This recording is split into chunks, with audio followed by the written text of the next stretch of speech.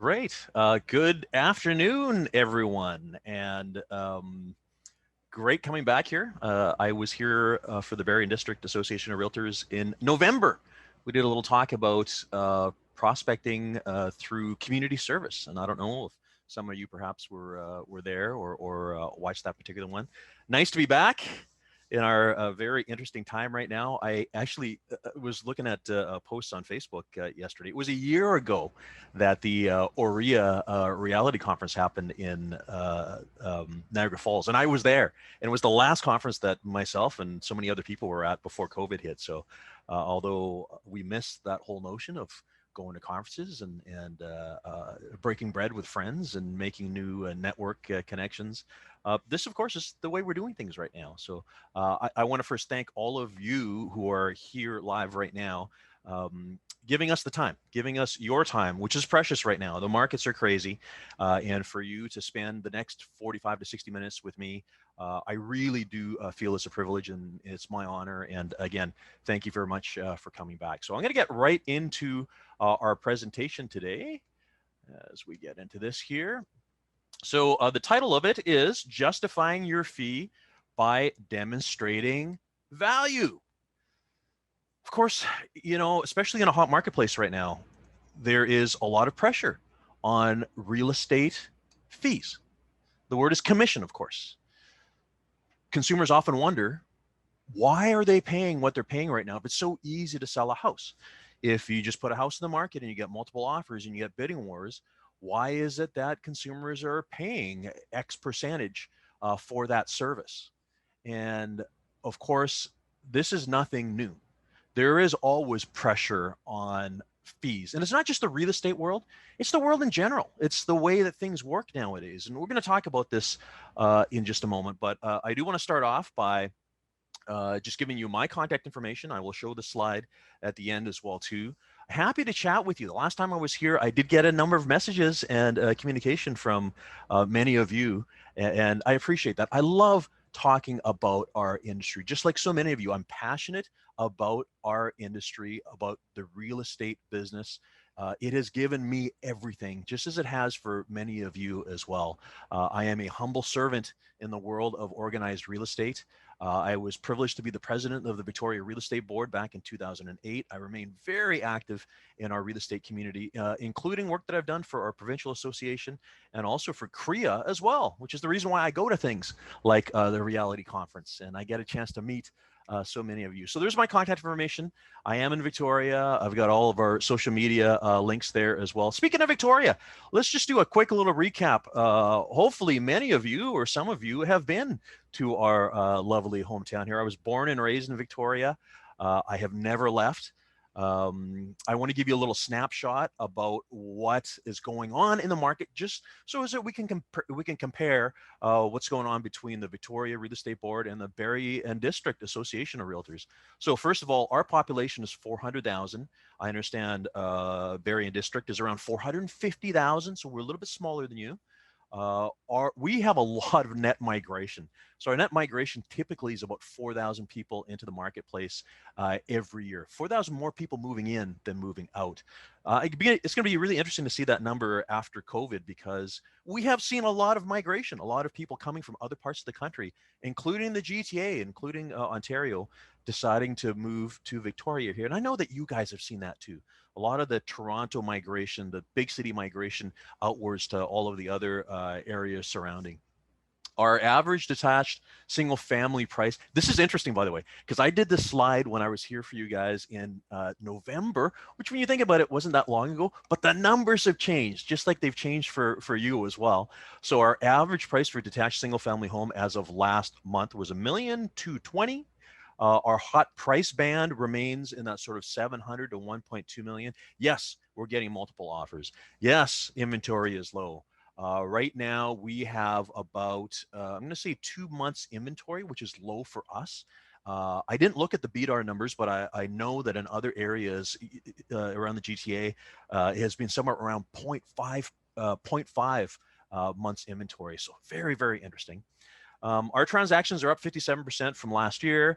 Our price index is up 10.8%. So prices are up. And by the way, we have 1,400 realtors in Greater Victoria. Now, the reason why I mentioned that is I believe, so you guys have about 1,100, unless that number has changed, on a population of 450,000. We've got 1,400 on 400,000. And the reason why I'm bringing that up to you guys is because we are competitive. Sometimes people say, well, you're on Vancouver Island. It's not the same. You know, you don't have the same troubles or the same issues that we have. Yes, we do. And although I know in the surrounding areas, a lot of Toronto agents kind of migrate outwards. So you're going to have, I'm sure, the Toronto agents driving up to Barrie or wherever and conducting business. Well, guess what? We get that too from the Vancouver agents, the lower mainland agents. So a lot of our struggles are the same. I am a practicing realtor, just like so many of you guys. I was licensed in 1991. So as of next month, 30 years. I've been at this 30 years. And I'm sure many of you have been around for a long time too. We've seen a lot. And this craziness right now that we're seeing as a result of the pandemic, or even back in 2016 when everything was multiple offers, yeah, we've seen it. We've also seen slow times. There is points of time where for 7 years, properties didn't go up in value, even in Victoria. So things happen and things changed. I've seen a lot. I'm a REMAX agent. I am a Circle of Legends recipient. I established a team in 2003. My team is diamond qualified, always is. I've been one of the in the top 100 at REMAX Western Canada.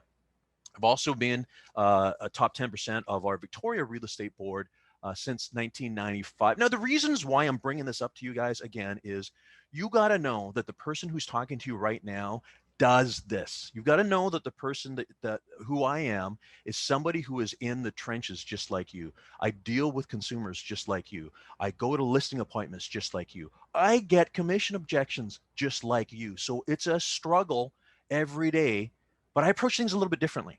And that's what I want to share with you today. I want to go back to Victoria. Just one last thing, just in case you're wondering why Victoria has growth.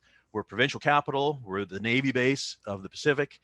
Tourism, we're a university town, technology hub, and it is a lifestyle and retirement area, which again, we've seen a lot of recently since the pandemic. All right, so let's get right into why I'm here talking with you guys today. Again, the topic is justifying your fee by demonstrating value. But you know what? That's just a title. What I want to talk about is how you guys can overcome the struggle with downward pressure on commissions. All right. We've all had what is known as the commissionectomy. If any of you guys go to a lot of conferences and know all of the legendary real estate trainers, one of my favorites and probably the most influential of what I'm sharing with you today is a fellow by the name of David Knox, who I know personally. I think he's fantastic. He's down in Minneapolis, St. Paul. By the way, write down davidknox.com, davidknox.com. Sign up for his free First Tuesdays. Tons of great resources. He's amazing. I went to a session of his back in 2004. So we're talking 17 years ago now at a National Association of Realtors conference. And what, you know, I don't know about you guys. Have you ever been to an event where what you heard and what you took in just, it changed you? And what I heard from him changed me. And a lot of this I'm sharing with you today, right? How to avoid giving away your money when you don't need to. And it's what we call a commissionectomy. David Knox's term, commissionectomy. Have you had a commissionectomy recently? Ever? Regularly? What is a commissionectomy, by the way? Well, first of all, it's a noun. This is my definition, by the way. I wrote this. I'm really proud of this. I'm going to read it to you. Commissionectomy is a wanton reduction in bottom line profit, generally justified by guilt, present circumstances, a dearth of confidence, or the belief that the client is truly deserving of a supremely charitable act. Is that true? Right? Because one thing I will tell you, being a student of our industry and going across the country and in the States as well, and meeting a whole bunch of agents, you may think that your marketplace right now has a huge downward pressure on fees. But in every marketplace, there are agents who do not give up a dollar. They don't. It's in them. They have self-worth and they have value such that they do not reduce their fee. And what I want to share with you today is how to do that. How can we do that? I have studied so many people to the point where January the 1st, 2005, you think about that, that's 16 years ago now, I made the decision with my team that we were not going to do a commission break ever again. 16 years later, we have not done that. And I want to share with you guys how. I wish I could get feedback from you, because I would ask you if you want to learn this. And I suspect many of you, hopefully most of you, will. How can you maintain your fee? Now, the other half of the title is by demonstrating value. And here's why. You have to provide value in order to earn what you are going to make, right? We're not talking today about cute dialogue and ways to trick consumers into paying you a fee. We're not doing any of that. It's in the title. I want to focus on bringing value to the consumer such that you are rewarded with what you are deserving of. That's what we're doing today, right? So first of all, I've got the slide here. Competition Bureau words here. Okay, let's start with this because I acknowledge the fact that that we're being recorded and people will watch this. All right, you all know about the Federal Competitions Bureau. The Competitions Bureau exists to prevent price fixing in any industry. And personally, I think this is a very good thing, right? So there are rules. We are not here today. We're not talking at all about real estate fees. We are not conspiring about any sort of fixed or set rates out there. Not at all. Listen, you are your own independent business person. You do what you want. That's one of the best things about real estate. If you've got a model like mine where you provide tremendous value and you get paid more, that's great. If your model is a discounted model or something where you parse off services, that's great as well too. We're not here making judgment. We're not here talking anything about what's better or what's not. We're just having a conversation here. Okay, this is the nice thing about real estate. You're a business person. You can do whatever you want. And the other thing too is consumers deserve the choice.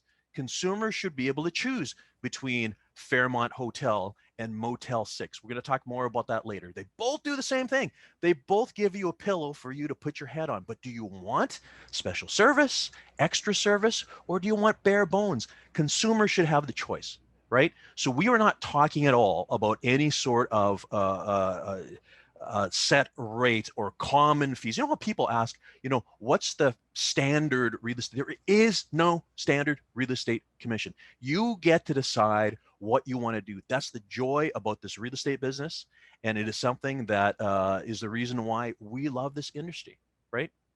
All right, now that we got that over with, here's one of my favorite things, by the way. This is a poem by a fellow by the name of John Ruskin. I'm going to read it to you. It's old, by the way, because he's from the 1800s. It's called Prices. And I think it's really relevant to what we're going to talk about today. It's unwise to pay too much, but it's worse to pay too little. When you pay too much, you lose a little money, and that is all. But when you pay too little, you sometimes lose everything because the thing that you bought was incapable of doing the thing it was bought to do. The common law of business balances prohibits paying a little and getting a lot. It can't be done. And if you deal with the lowest bidder, it is well to add something for the risk you run. And if you do that, you have enough to pay for something better anyway. There is hardly anything in the world that someone can't make a little worse and sell a little cheaper. And people who consider price alone are this man's lawful prey. Is this relative out there in the economic strata? For all things, is it relevant to our industry? And I think you're going to say yes. I'm sure many of you have taken a screenshot. Go ahead, take a screenshot of this. I love this. I know people that actually have this in their listing presentation, right? The bottom line is you get what you pay for. And the thing that I love is how Ruskin says, common law of business practices prohibits paying a little and getting a lot. The free market means that people who provide value get paid commensurately. You don't get the best in an industry like a lawyer or an accountant or a mediator. You don't get the best by paying the least. And again, I know what I said a moment ago. Consumers should have the choice. You know, there are different business models in every industry. But the fact is, if you're a good litigator, you've only got 24 hours in a day. Your business model is going to be that you're only going to work with people that pay you a certain amount of money because there's not enough time to deal with the other folks. And our business is much the same way too. You know, something that always kind of amazes me, you, all of you, myself, we picked a business, we picked a career where we do not get paid unless somebody buys or sells real estate. We don't get paid by driving people around. We don't get paid by having 15 unsuccessful multiple offers. We don't get paid by taking people out for lunch. We don't get paid for following up with people, although that's important. We only get paid at the point in time where somebody makes a transaction. And if that is the truth, which it is, why are we not more particular about the people that we work with?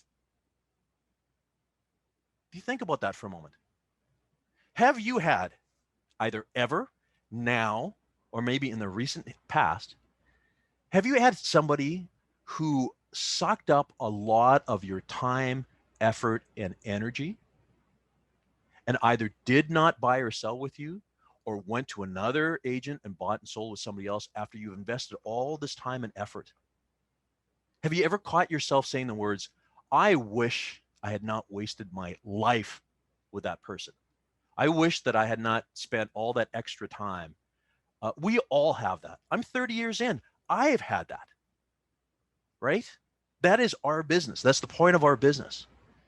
Do you have that? And the other question is, does it happen more often to you than it should? And this is what we want to focus on today. Because, you know, when I say it's maintaining your fee by demonstrating value, yeah, we're going to talk about things that you can bring value to a customer.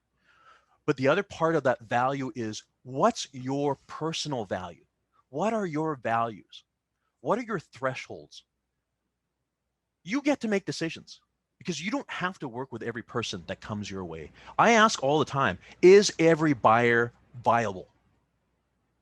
And the answer is no.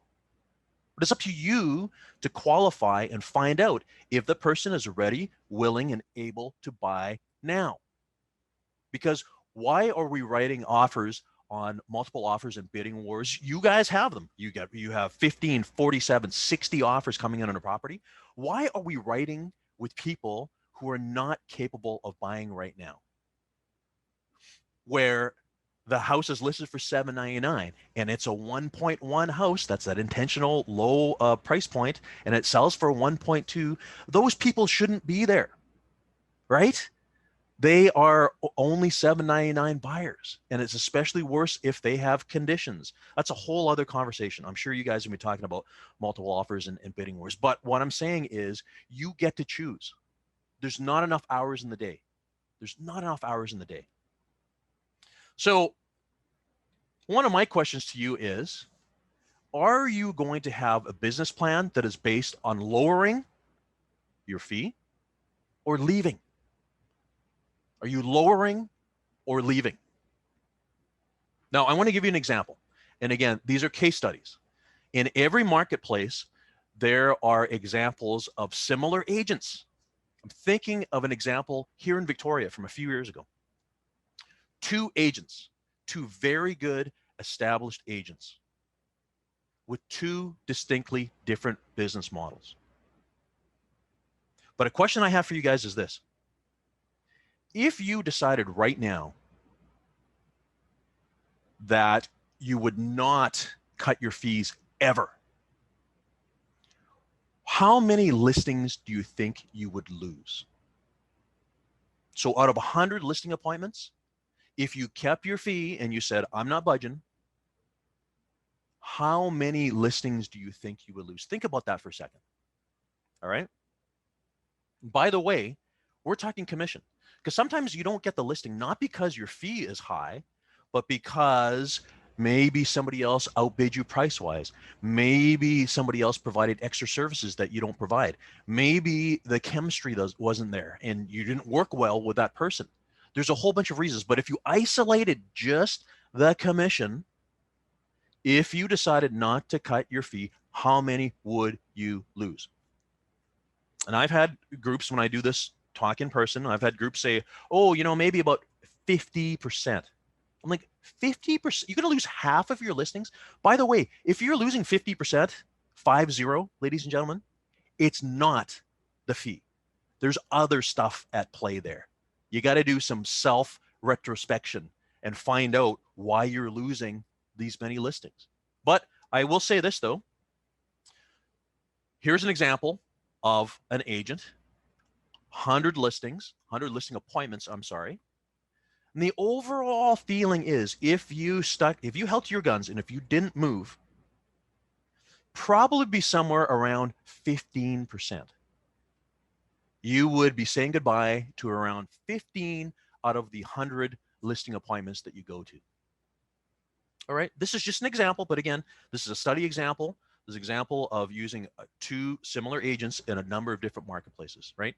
So you may or may not agree with this, but just play with me for a moment here, because I'm getting somewhere. All right. Now, this is the first agent. He charges X%. Again, Competitions Bureau, I'm not using numbers. It's just X%. All right. Now, the other agent has a different marketing plan and a different, just does things differently. Also a good agent, right? He charges X minus 1. X minus 1, right? But he's a little different though, right? Because he has decided to do -1 on all listings, right? Which means he's going to get all 100, but he's prepared to take -1 on all of his listings. And I think if you guys think about it in your marketplace or wherever you are, you probably know people that operate one of both ways, right? Neither is right, by the way. Neither is, you know, again, Competitions Bureau, you decide what you want to do, okay? Some people are X, some people are X minus 1. But let's do the math, ladies and gentlemen. Okay, let's do the math. When we talk X minus 1, you know, it's funny because some agents, they'll say, oh, I just gave them a 1% discount. It's no big deal. It's just 1%. It's just 1%. But is it?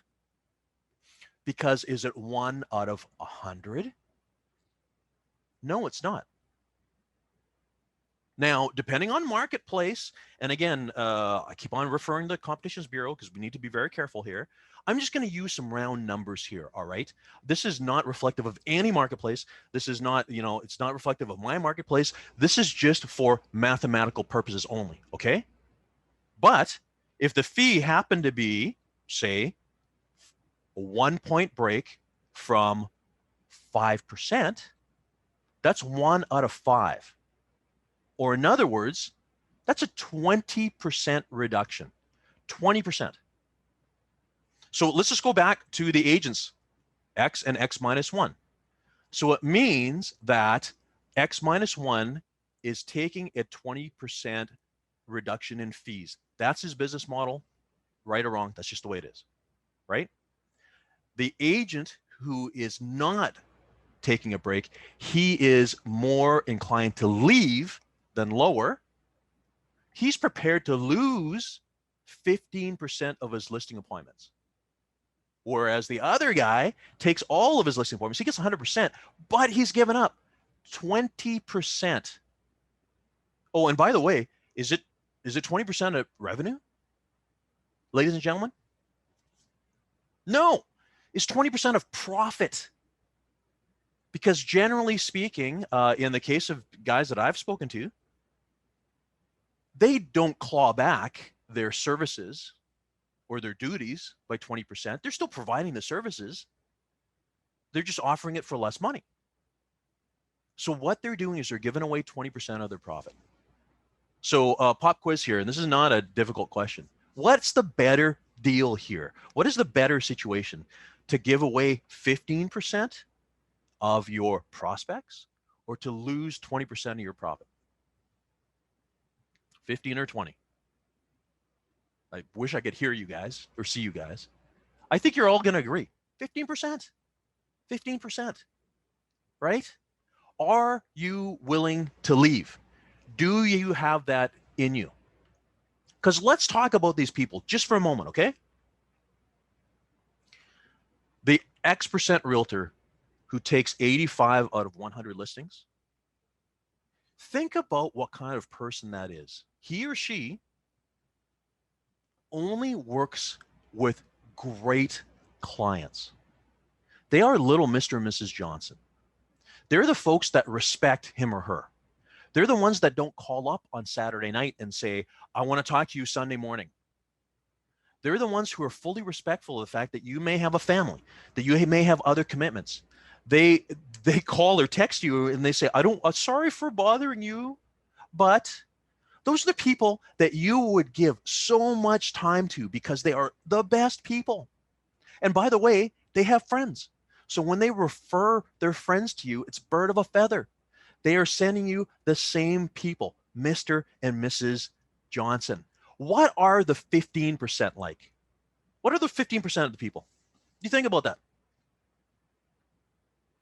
They are those people that suck the life out of you.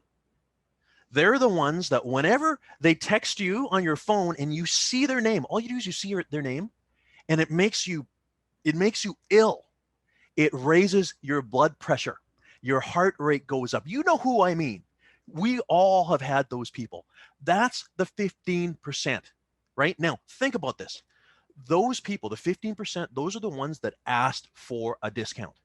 And they said, hey, sure, you look good, but, you got to give me a break. Otherwise, I'm not working with you. Think about this for a minute. If you decide to give those people a break, is that fair on Mr. and Mrs. Johnson and all of their friends? I told you, they love you, they know you, they trust you. They don't ask for a reduction. They have a connection with you. And yet, you might consider giving these other boneheads a discount. You're gonna reward bad behavior. Why do we do that? Why do we reward bad behavior, ladies and gentlemen? Why? I wonder why. We all know that those trouble customers take up 80% of our time. They consume 80% of our time, and yet we're left with a discounted end product, right? I hope this is resonating with you guys in some way or other, right? It's a very different way of thinking of things. This is a business. We run a business. We have the right to decide who we work for and who we do not work for. Now, the other guy, the X-1, he's got a different plan because he's fine. He'll work with anyone, right? And he does it in a different model. Again, maybe it's a great model for him, but it also means he's going to be dealing with some problem customers, right? So do yourself a favor. If you're feeling like this, cut the 15%. Cut the 15%. And oh, by the way, you know what ends up happening when you cut the 15%? You got a whole bunch more free time. What is time worth to you today? I read the posts. I'm on Real Estate Hacks. I read all of our social media posts and everything. We're all busy. We all need a break. We all need a holiday. Why are we spending time with people that do not deserve our focus? You cut away the 15%, start working with the people who know, love, and trust you, and your life will really change, right? You've heard of agents who don't work evenings and weekends. You know how? It's because they're more selective of the people that they work with, even in this crazy marketplace right now, right? Do yourself a favor and consider the models that I look at that I'm showing you here right now, and think about that 15% and think about the value they bring to your life, because chances are they don't bring much value at all, right? This really was revolutionary to me. Back in 2004, when I saw this and I realized this, I said, you know what? That's it. I'm not doing it again. The other thing I forgot to mention to you guys is I not only hold my fee, I am 1% higher generally than the rest of Victoria. Absolutely. Because that's our value. We provide value to people. And if they don't hire us because of that, I'm fine with that. I'm completely fine. What this brings us to, though, is a whole other conversation that you guys should have, which is how to keep that funnel full. Because the more leads and prospects you have in your funnel, the easier this decision is going to be for you to make. All right. And again, that's a whole other conversation altogether. Here's a pop question for you guys. Is this true? Customers will complain at any price. Customers will complain at any price. Let me tell you this. Back in, I first started giving this talk about 2007, I think it was. So it's been a while. And before I did some research because I like researching, and I talked to agents of all different models. And again, consumers, you choose. Great to have choice, right? One of my colleagues worked at a brokerage with reduced fees, and again, that's fine. He's a great guy. I still love this guy. Just a different business model. And I asked him, first of all, I said, well, you have this different business model. I'm curious, do you ever compete for listings? And he said to me, yes, every time. Every time he goes for a listing, he's competing with another agent with a similar business model. I did not know this. I thought that if you have a different business model, it guaranteed that you get all this business and life was good. He's like, no, I compete every time. He also said that he had to start adding services to his repertoire in order to be more competitive, right? And that's at a discounted model. Surprised me. And the last thing I asked him is I said, do you get resistance and do you get commission objections? And I could not believe it. He said, every time. So we get objections based on our service level. They get objections based on their service level. So you're going to get objections anyways, ladies and gentlemen, regardless of what your model is, right? So get used to that. Understand that that is just the way things are. By the way, this is nothing new. It's not like this just came to be because of the pandemic and because of low interest rates and because of low inventory and because of high demand. It has always been this way since I remember 30 years ago. And there have been other people that have been in the business longer that report the same thing too. It is just the way our business runs. And again, it allows and enables consumers to have the choice, and consumers should have choice. All right. So just understand, consumers will complain at any price.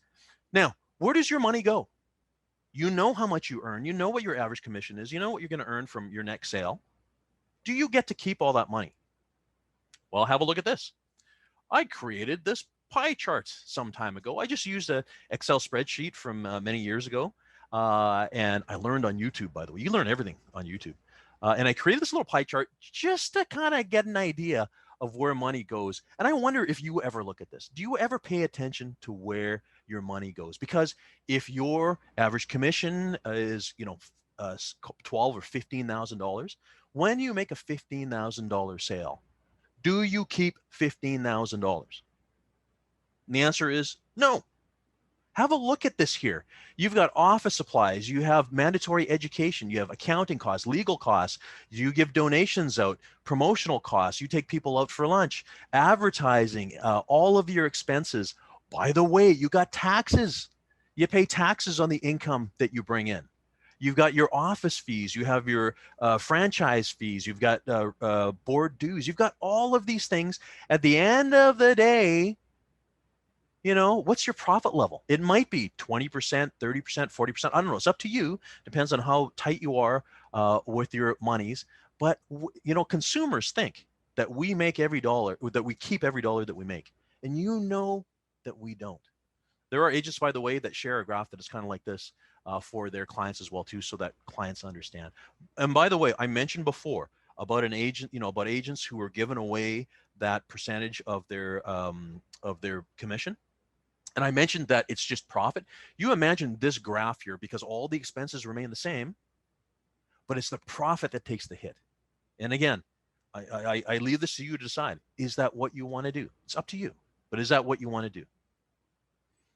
Because one of the big questions that every consumer has is WIIFM. WIIFM. Do you know what that means, ladies and gentlemen? What's in it for me? What's in it for me? By the way, that's the consumer speaking. Consumers wondering, what's in it for me? I get the fact that realtors charge fees. I get the fact that they're expensive. I get the fact that there's different business models. But how does that affect me? That's what your customers are thinking of. That's what the consumers are thinking of. What's in it for me? If I pay more, what's in it for me? If I pay less, what's in it for me? And the question is, are you capable of justifying? Are you able to explain why your fees are so on either side of the spectrum? I want to give you a quick little example here. Some time ago, I was shopping for projectors. This is a really old picture, by the way, because this was Future Shop when Future Shop was still around. But at the time, I had a look, and there was projectors for $299, and then there's this one here at $99.99. So when you look at this as a consumer, what is the first question that comes to your mind? What's the difference? Right? What's the difference? What's the difference between the $499 Epsom and the $99.99 Epsom? What's the difference? Because let's face it, they both do the same thing. They both project light onto the wall. They both connect to your computer. What's the difference as a consumer? Why do they even sell $10,000 projectors if everything else is for $400 or $500? What's the difference? Obviously, they sell them because otherwise it wouldn't be here. There must be a reason, right? What's the difference with you? And how is it that you present yourself relative to the rest of the realtors in your community? That's what I want to get to right now. Because do we compete with ourselves as realtors? There's, you know, again, there's 1,100 realtors in your marketplace. There's 1,400 in mine. Are we competing with each other? I would submit to you that consumers feel that we all do the same thing. And in many ways, who we're competing with are other brands, right? You all know these. These are quality brands that consumers are familiar with. My wife loves the one in the middle there, particularly, right? And I mentioned before, consumers have the choice between Fairmont Hotel and, you know, whatever it is, Motel 8 or whatever the brand, right? Why does somebody pay so much more to stay at a Four Seasons or to stay at a Marriott than they would at the typical roadside motel? Why are you spending $50,000 on an automatic wristwatch as opposed to $400 on an Apple Watch, right? Why do they even still sell $50,000 watches? Well, there's a reason, because it does something to the consumer. It gives the consumer a sense of satisfaction. It gives the consumer the sense of occasion, right? Same thing with pens. Are you using a disposable pen? Are you using a Mont Blanc pen? What do you know, what is it? It's up to consumers. It makes them feel better. And how about us in the real estate industry? But are you delivering on your promises of service? And that's what I want to talk with you guys about right now, because we talked about demonstrating your value, right? Demonstrating your value. Now, the first thing is, how do you demonstrate? Well, you need to explain to the seller what it is you do. And you do that by means of a real estate listing presentation. And I'm hoping you guys all have a strong listing presentation. By the way, this screen capture here is from my friend Danny Wood. Hopefully Danny has spoken with you guys before at Brokerage Nation. Danny's a great guy, a friend of mine. How is your listing presentation, ladies and gentlemen? Is it strong? Or is it just a template that you have taken from somebody else and it just goes through, here's who I am, here's my qualifications, here's where we're going to advertise, and that's it? Because if that's all you're presenting to a seller, then of course they're going to think you're the same as everyone else. What are the things that will articulate your point of difference? Now, for me, one of the reasons why I love visiting other towns and going to other conferences is I want to learn. I want to get ideas from other marketplaces. I want to learn about what agents are doing that are successfully getting them listings. And this changes all the time, by the way. The things that I was doing in 2001 are very different than right now in 2021. Things that, the neat tools and technology that I got back, in 2005 are so different than they are right now. We didn't even have social media back then, right? So what are the things that you're adding to your repertoire every day? Go to other marketplaces. Obviously now we can't travel. Google, do some searches online, look for some products, look for some services, look for things that make you stand out. Because ladies and gentlemen, home staging, yes, that's common. So many agents do that. So many agents throw that in. So many agents have their own staging business. Well, that's amazing. Can you compete there? Right? Advertising, or you're going to advertise in these publications and everything. Are you going to compete there? How about some areas that really make a difference that consumers go, oh my goodness, I like this. This makes a lot of sense. Barrie and District Association of Realtors, are you advertising, for instance, in the GTA, where people in downtown Toronto can find you and your properties if they're doing the migration up to Barrie, right? Just think about that, or Simcoe, or wherever you are. Right? So look for different ideas. And by the way, do not search in your own backyard. Don't go to other agents in your office or in your marketplace and say, what are you doing that's working? Because what's working for them, don't steal those ideas locally. Find them elsewhere. Go searching. There's so many great things out there. I Googled real estate listing presentation actually to get this slide a little while ago. And there are so many examples out there. You can pay, you can copy, whatever. Have yourself a strong listing presentation, because here's a question for you guys. When is the best time to handle an objection on your commission? And I'm going to submit it's before the client asks you. How about we never have the objection? Can you imagine that? Could you imagine doing a presentation where your fee was not even in question? And agents do that. And you know how they do that? They do it with a strong listing presentation outlining all of the expectations that the seller can expect when they hire them, and all of the features and benefits that they're going to provide, to the point where at the very end, where you say what your fee is, whatever it is, they don't even ask, because they go, oh my goodness, I need this. I want this. Where do I sign? And yes, it does happen that way. Get a strong listing presentation. Now, how about your point of difference? How can you demonstrate the difference between you and the rest of the agents in your area? Well, use your board stats. Call up BDAR and have a look at statistics. Here's some old graphs. I think they're from 2011, right? You can compare your days on market compared to the market average, right? You can compare your success rate, how many listings that you took versus how many sold, compared to the real estate board. You can look at how many listings you sold compared to the average agent. This number is very easy, by the way. For us, there's 1,400 agents in Victoria. There was 8,500 sales. It's easy to do the math, right? The last one, which is the one that I love, is the money one, right? Where we have a look at the original list price of properties compared to what they eventually sold for. This number, by the way, will surprise you, right? Right now, 10 years later, the average in Victoria, even in a strong pandemic market, was still 88%. So the list to sale ratio was 88% for Victoria. I was 98.6 last year. There is a difference. And I'm able to articulate to a seller that it means, number one, more appropriate pricing. Because, of course, one of the reasons why people need to reduce 10% or 15% is because they started here where they shouldn't have been. And they had to continually do price adjustments until they sold at where they should have been at the beginning, but it took longer. So it looks like there's a 12 or 15% gap. But they've also gone through the pain of becoming an old inventory in the marketplace. This is an area. Can you demonstrate this?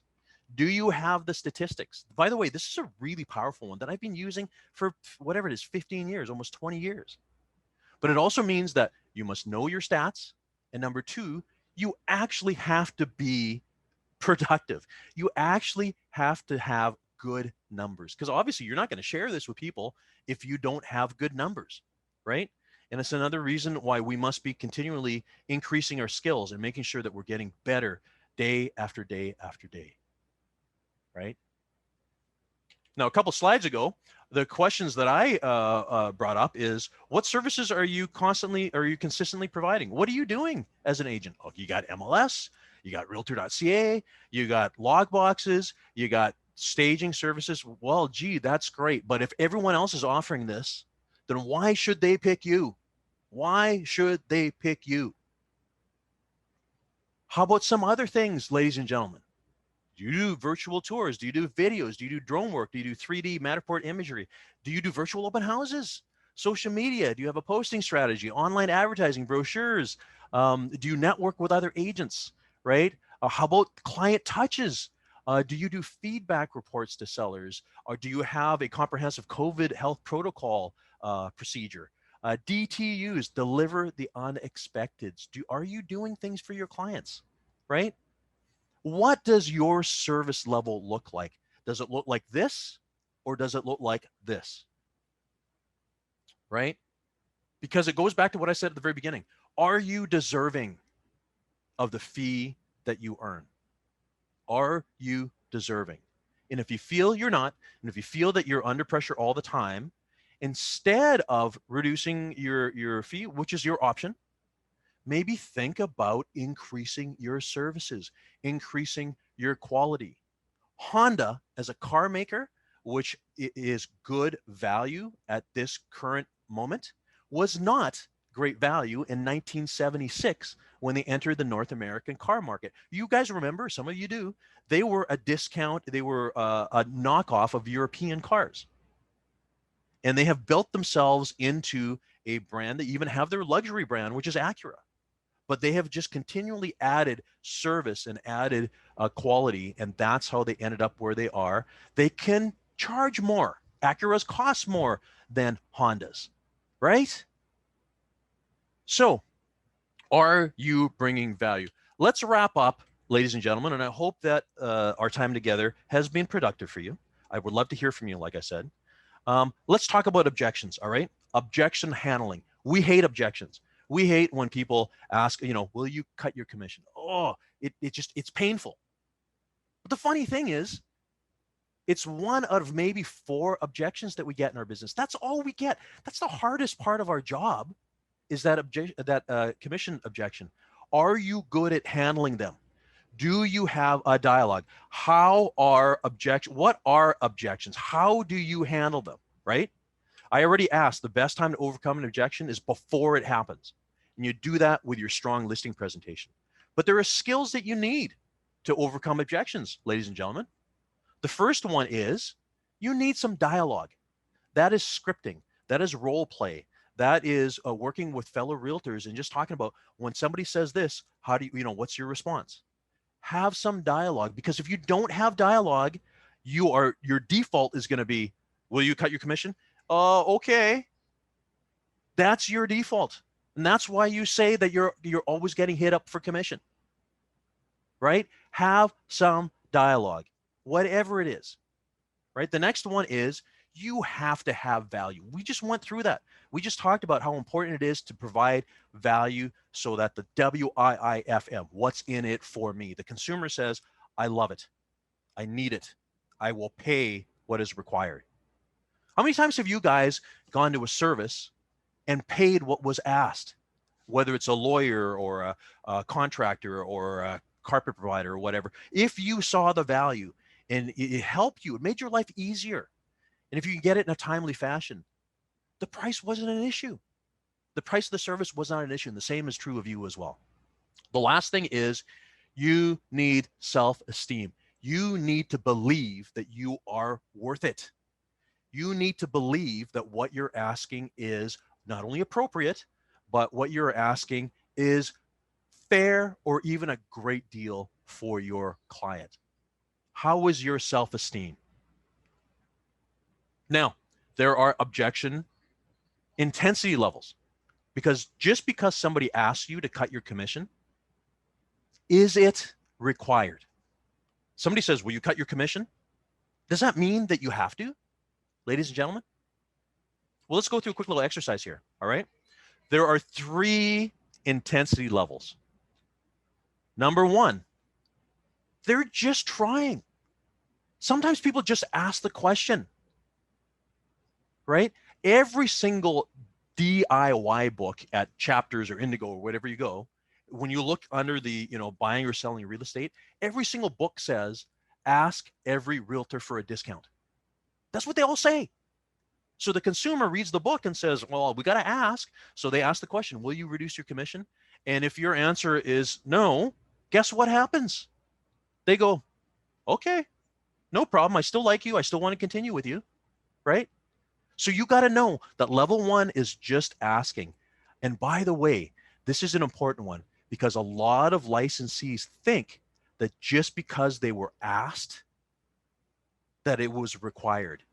But now you know, sometimes they're just asking. And if you have the right response, the consumer will just go, okay, no problem. I just had to ask the question, right? Second level of intensity is, there is a question requiring clarification. There's something in your conversation with them that they either didn't understand or they need more clarification on. You've got to circle back and say, all right, Mr. and Mrs. Seller, I understand that, fee of the price of my service, you've got questions about, what was it? What did I miss? What is it that perhaps you didn't hear that I can clarify for you? Find out, have a deeper conversation, and then sometimes you can work it out. They go, okay, I get it now. Thanks for explaining. We're all good, right? The third level is, sometimes it's a legitimate concern, or it is possible not to overcome it. There are some sellers out there, ladies and gentlemen, they have already decided that unless you can reduce your commission, they're not going to deal with you. You can be the best. You can have the best listing presentation, everything, but if you don't reduce your commission, they're not going to work with you. That is a reality. And that could be part of that 15% that you're willing to give away, right? But just know that there are 3 intensity levels. Don't mistake one for the other, right? Sometimes people are just trying. But here's the thing. No is a good answer. If to you the answer is no, then have an appropriate no answer, and do it in a nice way, ladies and gentlemen. When my 8-year-old asks if she can drive my car, I'm going to be cute and say, no, sweetie, you've got to wait until you're 16, right? I don't beat her over the head with an answer, but that's what we do with objection handlers. When somebody asks for a reduction in commission, we've got these old style ways that we beat into people's heads. No, guys, say it nicely, right? There's a way to do it. But listen, everyone, I just want to wrap up. And I want to say, the life lesson is, you will live longer when you choose not to work with boneheads. And that's that 15%. And I hope that we've had a good time together here. And I hope that I was able to maybe get you thinking about things that perhaps you hadn't thought about before. And I would love to hear more from any of you. If you have any questions or anything, please reach out to me. Again, I love this industry, as I know many of you do. And I really hope to meet you out there in the field one of these days. Thanks for having me. Over to you, Danielle. Awesome. Thank you so much again for coming. We loved it. That was great. That was really awesome. For anyone who's on here, the recording will be available next week or so in the archive. Okay. Have a great afternoon, everyone. Bye. Bye now.